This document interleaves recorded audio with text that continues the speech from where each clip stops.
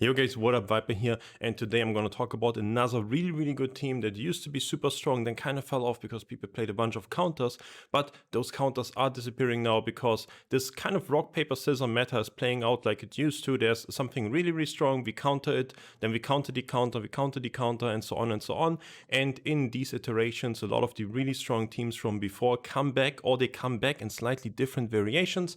That's why I want to talk about the Ophisto version of Invoker today, after we had already covered the Steam version, but the Ophisto shock version is really good right now, so let's get right into it.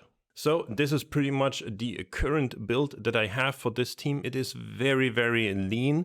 We are just playing the 8 standard Illuvium setup of our 5 Bwalk Frontline plus Ophisto, Sephiroth, Synalf for the Invokers, and we only need 2 weapons and the air Ophisto, so we can fire plus air bond for shock.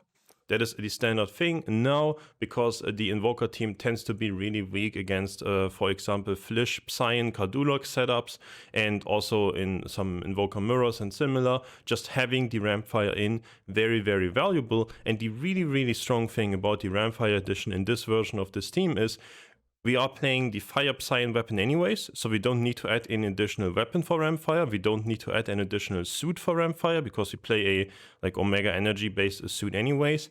And we are already playing Vitality Veils because Vitality Veils are top tier augments for Invokers.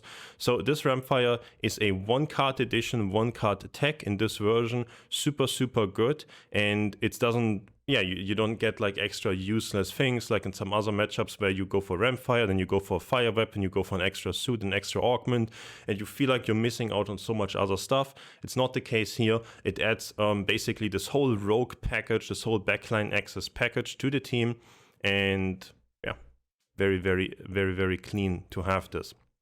Now, outside of that, well, we're still playing the similar Invoker team to what I explained in previous videos.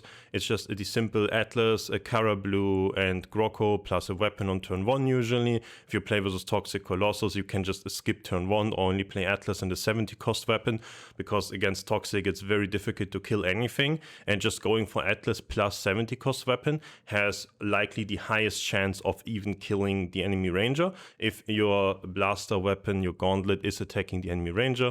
Because as we can see, it has 148 attack damage, that is incredibly high, and your small Bwalks, they would just die to the poison stacks anyways. So if the Fire Gauntlet can focus the enemy ranger on Toxic Colossus, very good. Should try to opt for that to not give away your positioning. Outside of that, your standard gameplay is like usual. You combine the fire weapon plus Ophisto on turn 2 after you play your triple small Bwalk guys on turn 1. And then on turn 3 and 4, you have the decision. On turn 3, you pretty much always go for Sephiroth and either Synalf or Goliath. Now, this depends on the matchup. If your opponent, I don't know, has a bunch of really high damage units, just putting the Goliath with Granite in front of them on turn 3 is really efficient already. If your opponent's team is a bit more on the tanky side, just going for the triple Invoker setup on turn 3 already, super powerful, because it's just such high damage output that you get out of it. And then, well, the leftover units, which is either gonna be Synalf plus Hydrolinks or Hydrolinks plus Goliath, usually comes down on turn 4. There's not much that you can do outside of this standard gameplay for turn 1 to 4 in Invoker, because you're just trying to put down all your units, and there's not really, I don't know, any wiggle room with points to spare or different lines to take, different augments, different bondings. You just play your standard gameplay turn 1 to 4. It is what it is. Then on turn 5, usually it is very powerful to already upgrade your ranger weapon and your ranger suit, because, well, Invokers all buff each other, so having another super strong buffed Invoker with a super strong ability, the Gauntlet, very broken weapon at the moment, plus giving more energy regen and initial energy with the suit, is gonna be super strong, and you have still enough points to maybe add some frontline augments with Indomitable, or you can just go a team-wide energy buff on turn 5 already.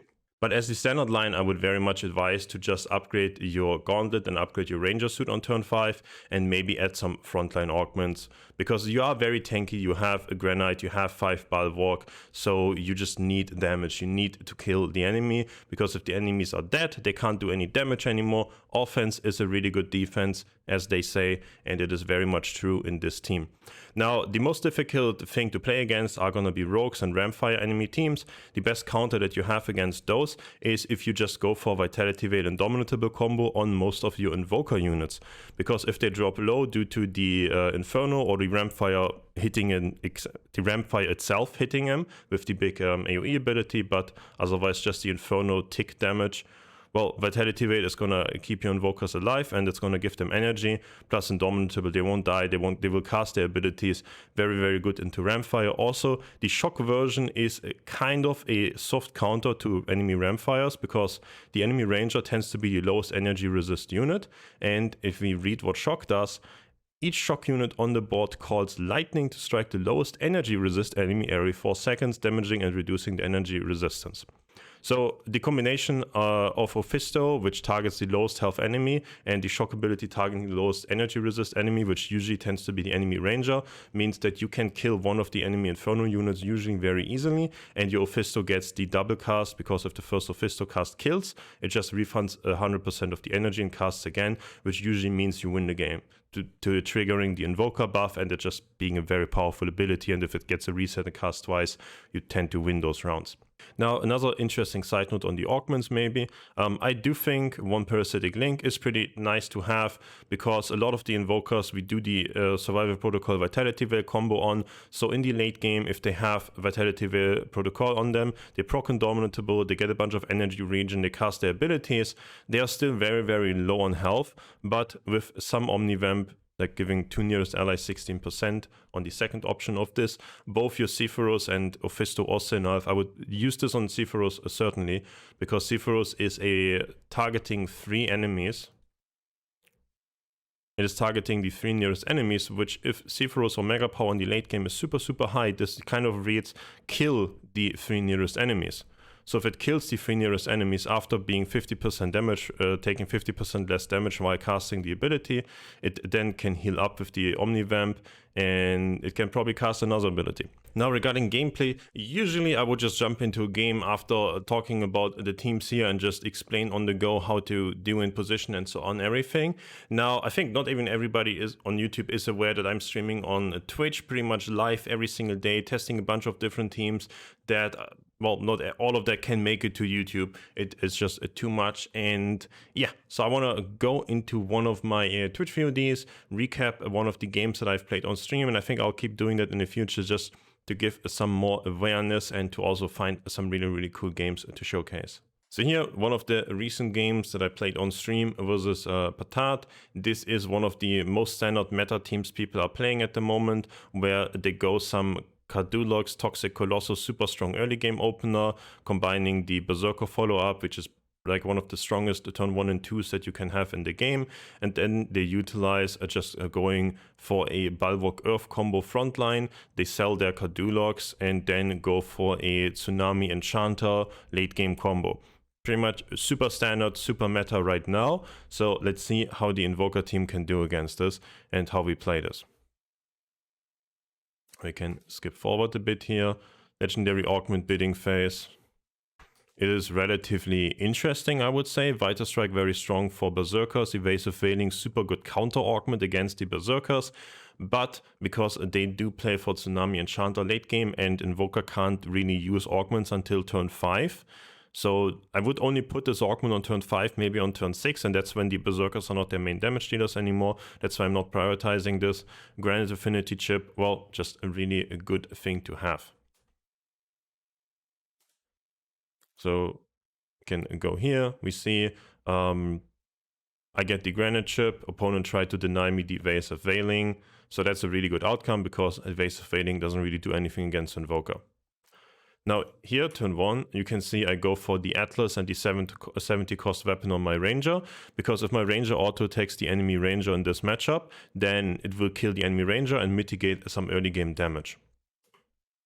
Now, as you can see, the fight starts here. My Ranger is sadly not attacking the enemy Ranger. Enemy Ranger is leaning to the right side of the board. If my Ranger would have been in the right corner, we would have killed the enemy Ranger here. So sadly, we do take max damage. Oh, you can even see here, very, very close, even with my Ranger not immediately attacking it. And yeah, then turn 2, Well, turn 2 is always gonna be the Ophisto, the Karablue, and the Grocco. Now you can think about the positioning. Against the Berserker team, you would preferably want to have more of your guys on the side of the Berserkers, and especially having your Ophisto and your Ranger auto-attack the Berserkers early on. Now, with the Cardulox being on this side of the board, it's like, well, Berserkers can be here, Berserkers can be here. It's just a 50-50. The Cardulox can be in the middle or leaning left or right. It's just 50-50. Where are they gonna be? I decide, well, I'm gonna position left. So if the Berserkers are left, that is really good for me.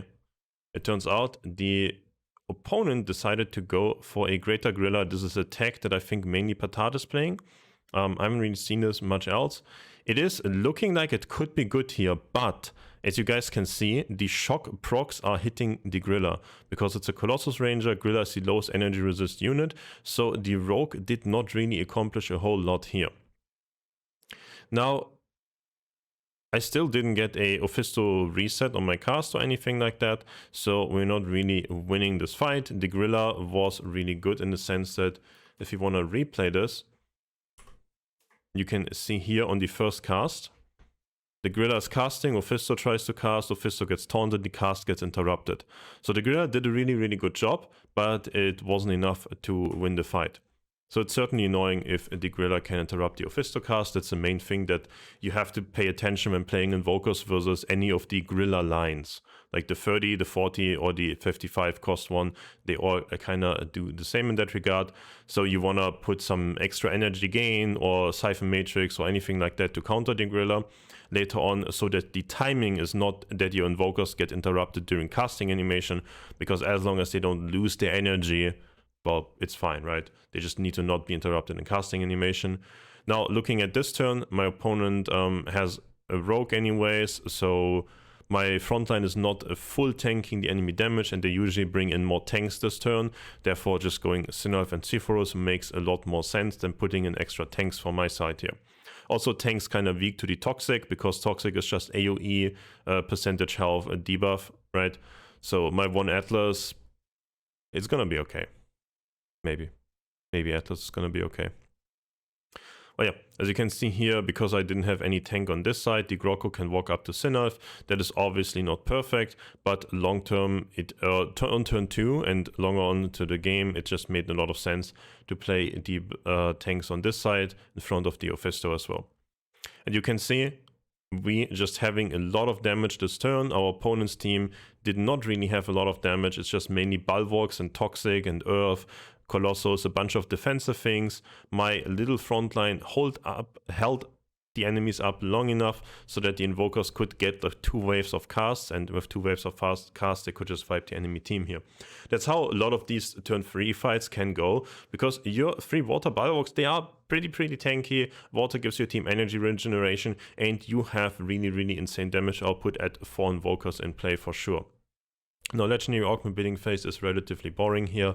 There's just Sakura's Gift, Restoration Suppressor, Titans. While Restoration Suppressor good versus my enemy team, that's why he wants to deny it from me. Enemy team is very healing oriented, but my team is super high damage oriented, so I don't value it that much. And yeah, going into turn 4, now playing the last tanks that I have, putting Goliath in front of Ripland and just the Hydrolinks, because it is really big to protect against the Gorilla. Makes a lot of sense here. Now, here, I should be thinking about my opponent having a Ramfire in that team, which a lot of people do have, and I should position my Ranger just better versus that Ramfire. Now, I mentioned that because, well, it's going to happen. There's going to be a Ramfire coming down this turn, and my Ranger should not be a unit that gets immediately attacked by a Ramfire or by a repositioned Rogue here. So, the idea that I had here is my Ramfire wants to auto-attack Riplands, which is really good. But that is kind of greedy. Just your Ranger is a shock unit. Your Ranger being alive is very valuable. So the Ranger should likely just be far more to the front lines side on the right.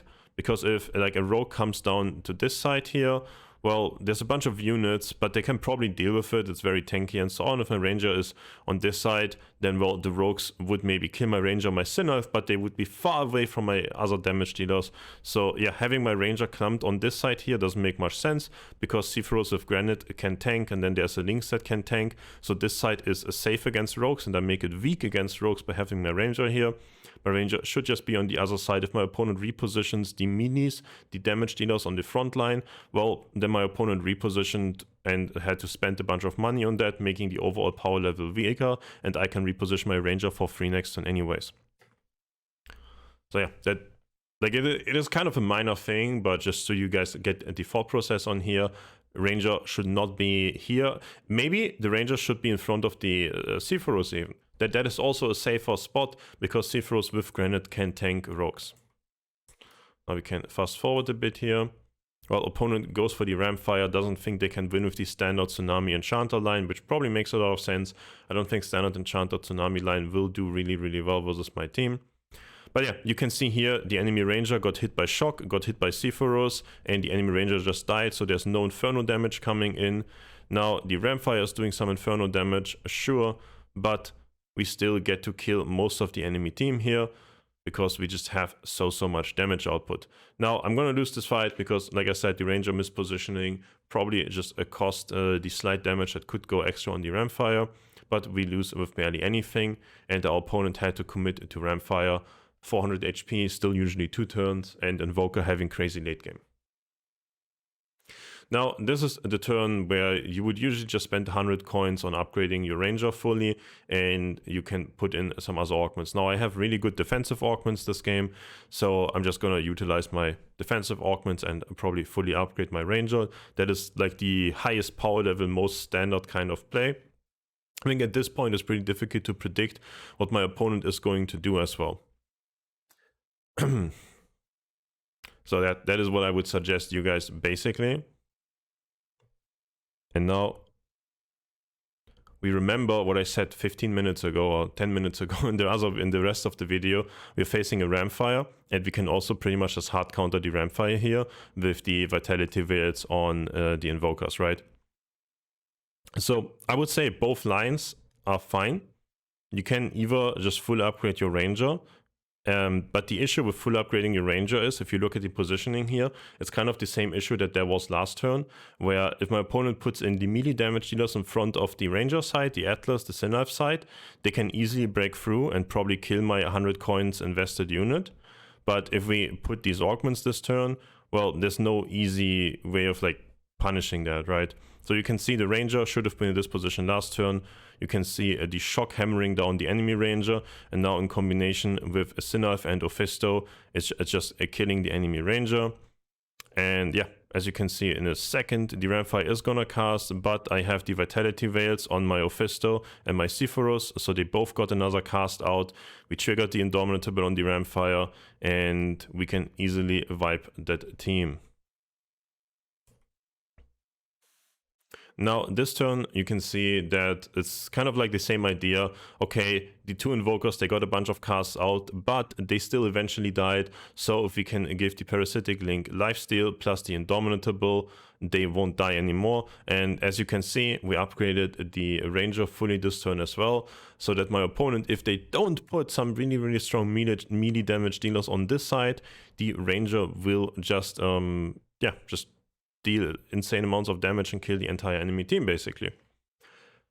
Now, a small Vitality Veil on Sinnoh, a super strong counter to the Inferno, because, well, it's just a bunch of energy regen and health regen just countering the entire Inferno trait, which is my opponent's win condition at this point.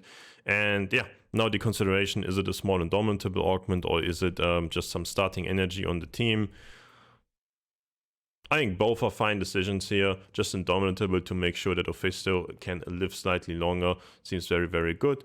Also, we can slightly play around the Ranger being like bullied so hard by melee damage dealers by putting it a bit in the back here. There's not too much of a downside for that. So we can see enemy is putting melee damage dealers and rogues on this side, but we have a Granite Sinnoh here, and the Ryplans with no augments isn't even killing the Atlas super fast. So yeah, very okay here. And you can see the standard thing, Ophisto getting big cast, Ophisto getting healing, Sephiroth getting big cast, Sephiroth getting healing. So they don't even die anymore, right? Like we are healing with Vitality Veil and Parasitic Link versus the Inferno damage. And Ramfire is getting strong casts off, but it's just not enough to finish off the team. And the Invokers could finish off the entire rest of the enemy team. So I think really, really a good game to showcase this. And let's hit pause here. So yeah, again, streaming on Twitch pretty much every single day. If you want to watch a lot of live gameplay, live testing and such, go check that out. I hope you enjoyed this video. I hope it was a good showcase for Invoker. And I think for me personally, this like VOD commenting on games is tremendously better because I don't have to focus on what I should do in the game right now, and I can walk you guys through how everything works. Let me know in the comments if you think this works, if you think this is good. I hope you enjoyed the video. See you guys in the next one.